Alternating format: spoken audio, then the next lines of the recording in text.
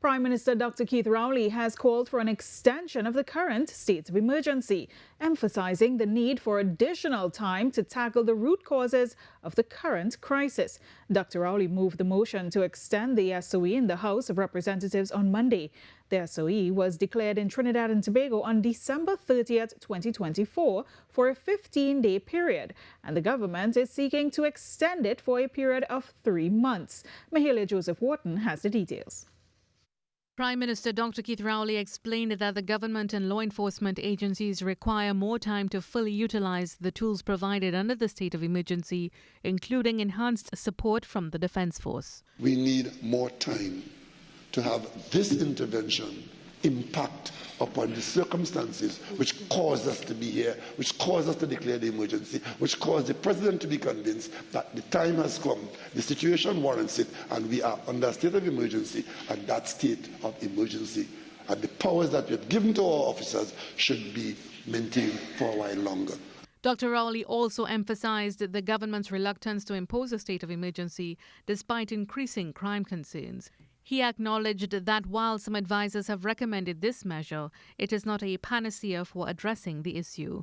The Prime Minister outlined the economic and social disruptions it could cause. But we know what a state of emergency can do to the economy of Trinidad and Tobago. And we were hoping that we would not get to the point where we would disrupt the day-to-day lives of our people more than the criminals are disrupting it, and that we would not threaten the society's economic well-being, especially, Madam Speaker, especially the activity of small and medium-sized businesses, many of which operating on margins that are very narrow, very small, just on the edge.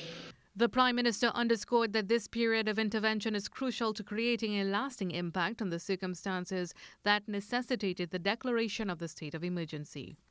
So to say that we are in a state of emergency and they kill somebody, that is not the best way to look at it, Madam Speaker.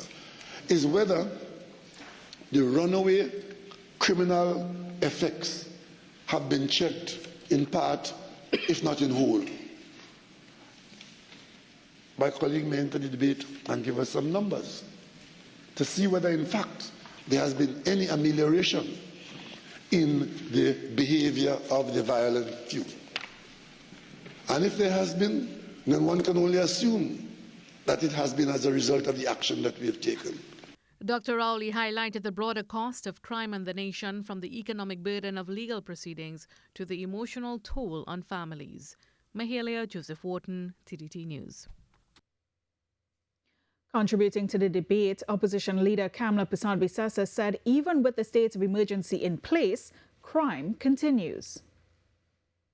2025, and thus far, even with the state of emergency, my last reporting appears to be about 11 or 12 persons have been murdered during the state of emergency.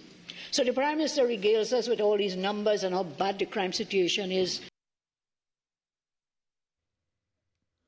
The ongoing state of emergency is not responsible for the cancelled calls to the port of Scarborough, Tobago.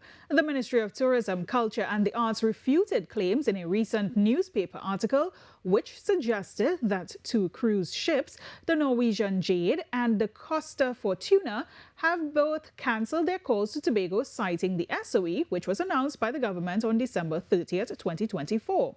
The ministry, in a media release, said cruise ship agent Charles Cavallo of Cavallo's Cruise Services Limited was contacted and confirmed the Norwegian Jade, scheduled to dock in Tobago on January 10th, 2025, was cancelled months prior to the declaration of the state of emergency. Regarding the Costa Fortuna, due to flight delays of over 300 passengers, the cruise line decided to skip the call to Tobago. This call was made several days before the state of emergency was announced. The ministry confirmed that the Costa Fortuna is scheduled for 5 other calls to the port of Scarborough during the 2024-2025 cruise season.